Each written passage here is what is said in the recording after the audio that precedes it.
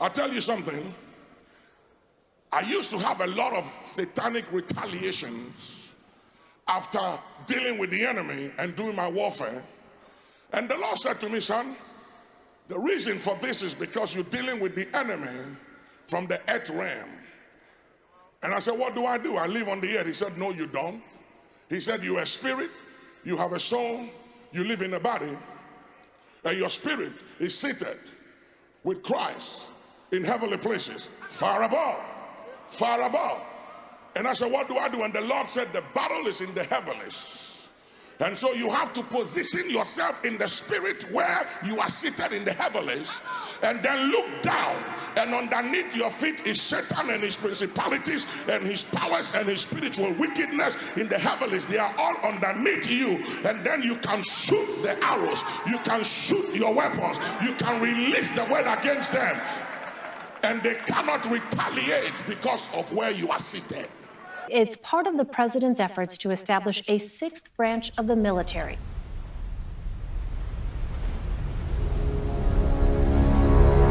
Spacecom will ensure that America's dominance in space is never questioned.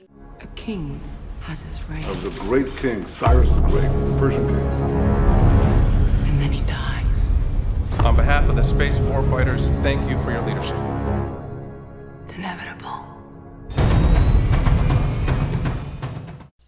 Hey guys, Pedro V here. So I think I have connected something, but maybe it's just a coincidence, and maybe there isn't any connecting, but at least hear me out on it. Alright, so John Witherspoon, he recently died on October 29th, 2019. He posted a YouTube cooking video hours before his death, and I'm going to show you right here. As you can see, he has not uploaded a video for a year, and the timing he uploads this video hours before his death indicated to some people that he knew his time was coming. Now recently, Donald Trump has took an unexpected visit to the hospital on the 16th of November 2019. Mystery surrounds President Trump's sudden trip to Walter Reed Medical Center this weekend. The visit did not follow the usual protocol for a routine presidential exam. The president left the White House at 2:15 Saturday, looking casual with no tie and carrying a folder. He arrived at the renowned military hospital a half hour later. The unannounced trip caught the White House press pool by surprise. Some believe the reasoning was his food tester fell ill to the poisoning of the food. And then I made more phone calls this morning, and it's been quite the story in the background of the food testers and the fact that obviously the deep state wants to poison the president. I don't want to go into a restaurant and say, Mr. Trump would like a hamburger to go. Yeah. Now, I don't know what they're going to do to that hamburger. If they like me, I'm happy. So now here's my connection. John Witherspoon, better known in his movies Friday. But he's best known perhaps for his role as Willie Jones in the Friday movies. He may be best known for his role as rapper Ice Cube's father in the Friday film franchise. Democrats plan to get rid of Trump by Christmas, December 2019. We had a Friday the 13th in September 2019. Exactly 13 weeks after it, 2019's second Friday the 13th will fall in December. Ironically, there is a new movie coming out on December 13th called Black Christmas. Many sacrifices have been made to keep our traditions alive. Now this could all be a coincidence, but that's the facts. I just put 2 and 2 together. To me, it was telling me that this goes beyond the surface and the storm is coming. But now check this. Jerusalem was declared the eternal capital of Israel in December 12th, 1949. It is coming up. It'll be the 70th year anniversary restored to Jerusalem. Being restored, this is also in prophecy, restoring Jerusalem in Daniel 17 weeks. Now this could also be the first day of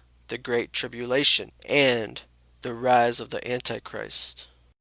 They don't want to just shoot him like Reagan, turning him into a hero or a martyr, or like Kennedy. They want to just slowly poison him, debilitate him, and say, 25th Amendment, he's mentally ill. Now, was Donald Trump, has he been dead for months and replaced by a robot body double? Who can say? Mm-hmm. But, you know, I can't stand it. I mean, I have one problem. And it's been very hard on my family. Who ever heard impeachment? To me is a dirty word. It's been very unfair, very hard on my family. Me, it's my whole life. It's crazy. What a life I lead. You think this is fun, don't you? But it's been very hard on my family. Very, very hard. These are ancient civilizations that were separated by centuries, and yet this same pictogram was discovered in every one of them. They're smiling. I think they want us to come and find them. We're all here because of a map you two kids found in a cave. Not a map, an invitation. From whom? Please tell me you can read that.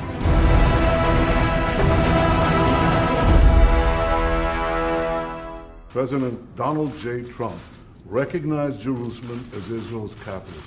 And let's turn to the State Department, where Secretary of State Mike Pompeo is speaking right now about Israeli settlements in the West Bank. He's announcing a reversal to Obama administration policy. Josh Letterman has been standing by for us in our Washington newsroom. Josh, is he saying that Israeli settlements in the West Bank are not against international law? Did I hear that correctly?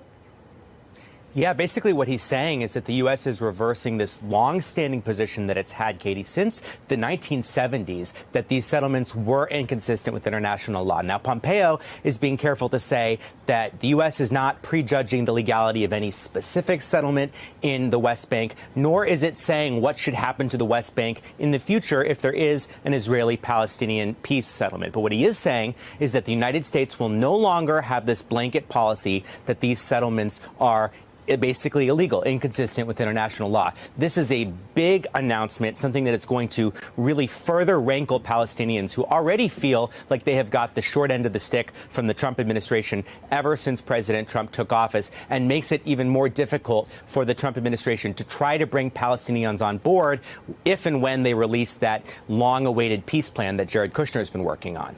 Do you pose a grave national security concern to the country, Jared Kushner?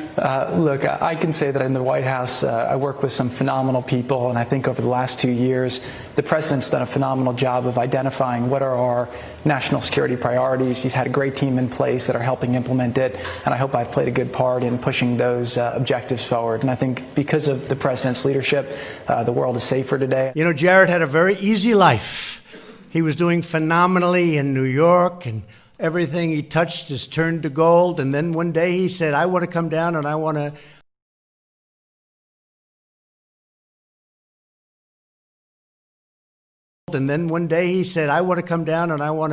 have peace in the Middle East, and I want to do criminal justice reform, and I want to do all these wonderful things. And his life became extremely complex. And he wouldn't trade it. I don't think he'd trade it, because what he's doing is incredible. And he is doing great in the Middle East. I think you're going to have someday, before we're finished, I think you're going to have something very important signed. And I hope so. You're doing a great job. Thank you.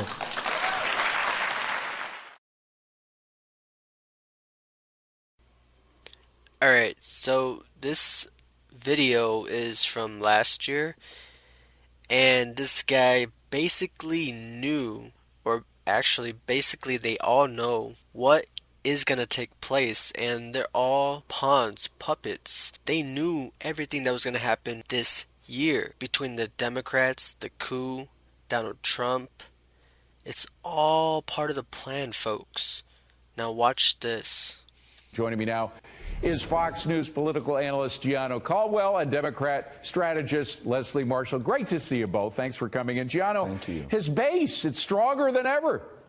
Yeah, I think it'll continue to improve on those numbers. What's interesting, I've been in politics for almost 20 years now, and I recall when someone told me, listen, you don't panic about polls because polls don't vote, people do. And what we see now is a new narrative that's going to get established in January 2019, whereas you see Adam Schiff and many others, Maxine Waters talking about impeachment. You see Adam Schiff talking about prison time. There's going to be a coalition of Democrats that are forcefully against this president, and it's going to appear that there's some type of coup. I just believe that. Therefore, his base will become more and more enthusiastic about him and want to support him even more. And independents will say, this is unfair what the Democrats are doing. Leslie, maybe we should give this guy a second chance. Yep. There you have it, folks.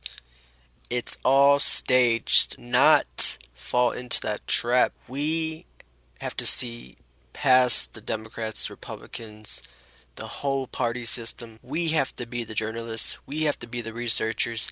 We have to report on the truth. Now, with that all being said, remain vigilant. have faith, and God bless you all.